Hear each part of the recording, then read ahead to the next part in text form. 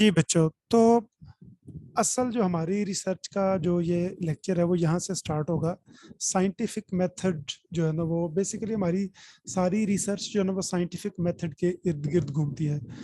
असल मामला पता क्या हुआ कि पहले वो हो रहा था कि हम एक्सपीरियंस के ज़रिए या हम किसी को अथॉरिटी मानते थे तो हम उसके ज़रिए या हम इंडक्टिव डिडक्टिव रीजनिंग इन चीज़ों के ज़रिए जो है ना वो हम नॉलेज लिया करते थे।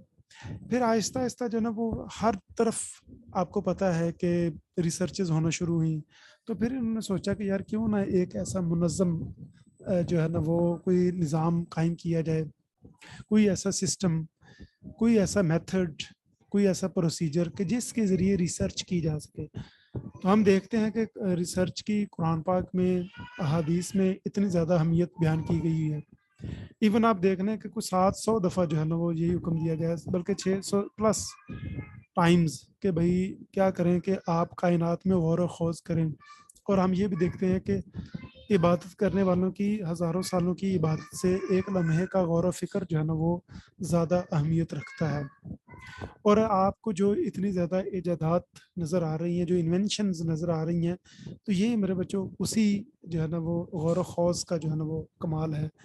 कि ये वही गौर व खौज का कमाल था कि जो है ना वो अबू रेहान मोहम्मद अल बैरूनी पिंड दादन खान में, ये जेहलम के पास, आपको पता ही है खेड़ा माइंस के पास, पिंड दादन खान में बैठ के जो है ना वो बता देता है कि जनाब जो है ना वो ज़मीन का जो डायामीटर है, कुतर है, that's approximately 24,000 miles.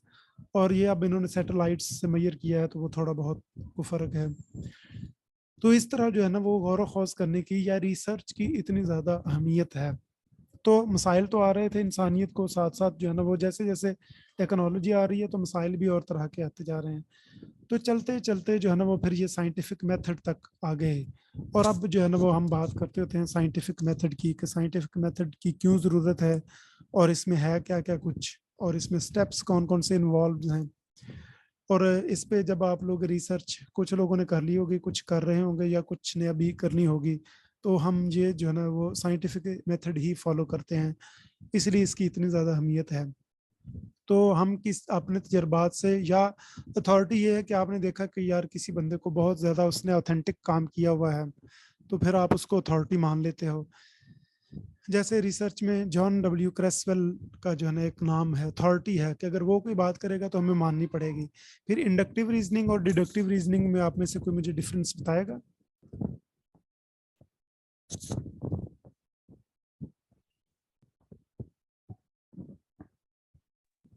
Ji sir, मैं बताऊं। हाँ जी बिल्कुल बताएं। सर, इंडक्टिव रीजनिंग वो है जो हम जनरल ऑब्जर्व करते हैं ना, उस ऑब्जर्वेशन की बेस पे हम कोई फार्मूला बनाते हैं।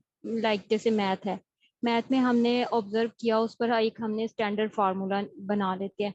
उसके बाद उस फार्मूले से रिलेटेड जो भी जिस भी फील्ड में मामला आते हैं, उसकी जो एप्लीकेशन होती है वो डिडक्टिव रीजनिंग होती है।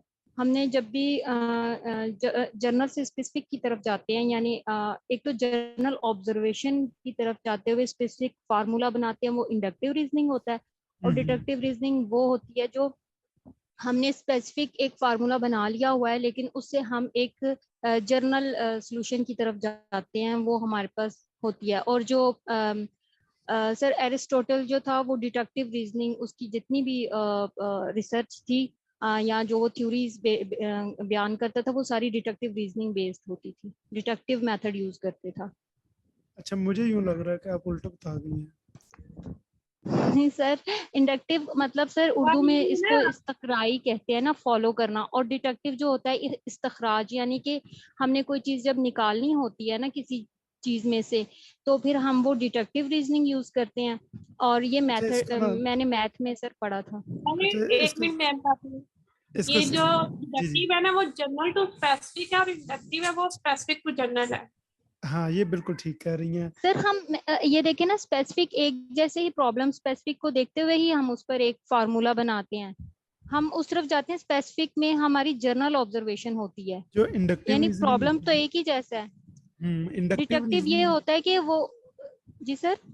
इंडक्टिव रीजनिंग जो होती है ना वो स्पेसिफिक टू जनरल होती है कि आपने कोई एक, मैं कहता हूँ कि जो है ना वो जीनाज एक इंटेलिजेंट स्टूडेंट हैं, तो इसका मतलब है कि ये पूरी क्लास इंटेलिजेंट है, ठीक है। और दूसरी तरफ जो डिडक्टिव रीजनिंग है जनरल टू स्पेसिफिक, कि ये यार ये सारी क्लास बड़ी इंटेलिजेंट है तो जीनास भी इंटेलिजेंट है, तो ये है इसमें जो है ना वो आ जाता है।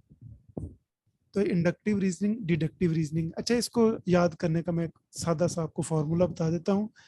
DGISI का नाम क्या है आजकल, कौन है हमारे DGISI?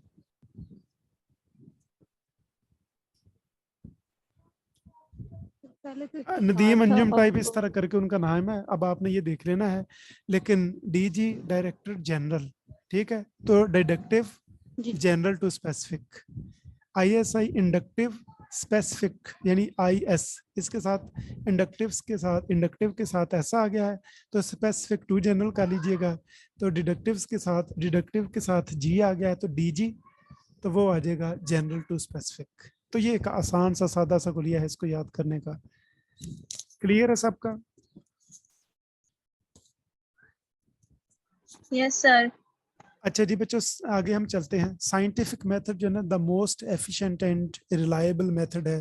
तो चलते चलते जो है ना वो हमने कहा कि यार इसमें गलतियां हो जाया करती थी सब में, तो इन सब में चलते चलते जब ये आ गया साइंटिफिक मेथड, तो ये आ गया हमारे पास एक authentic, reliable, most efficient method to do research. और इसमें जो है ना वो हाइपोथेसिस आ जाता है जो कि ऑब्जर्वेशंस की बुनियाद पर होता है, और हम जो है ना वो हाइपोथेसिस से मुख्तलिफ उनके जो है इम्प्लीकेशंस भी निकाल लेते हैं, उन इम्प्लीकेशंस को टेस्ट भी कर लेते हैं, और हम जो है ना अपने हाइपोथेसिस को कंफर्म या डिसकंफर्म भी कर लेते हैं। इसलिए जो है ना इसको ज़्यादा अहमियत दी जाती है। और ये इसके जो है ना वो सीक्वेंशियल स्टेप्स हैं जो कि हमने फॉलो करने हैं। Recognition and definition of the problem, सबसे पहले हमें कोई ना कोई टॉपिक चाहिए होता है, या जो टॉपिक होता है ना वो प्रॉब्लम ही होती है, यानी आपको कोई ना कोई प्रॉब्लम होगा। जैसे इस वक्त हम जो है ना एक बहुत बड़ी एग्जांपल ले लेते हैं कि जैसे ये फ्लड आया हुआ है, इससे पहले कोविड आया और आपने देखा कि हर रिसर्च कोविड के गिर्द घूम रही है, हर रिसर्च जो है ना वो कोविड के गिर्द घूम रही है। तो उसके साथ ही बात होना, अब आजकल जो ना हर चीज़ फ्लड्स के गिर्द घूमेगी। उससे कोविड आया, फिर फ्लड्स आ गए, उससे पहले दहशतगर्दी, तो हर चीज़ दहशतगर्दी के गिर्द घूम रही थी।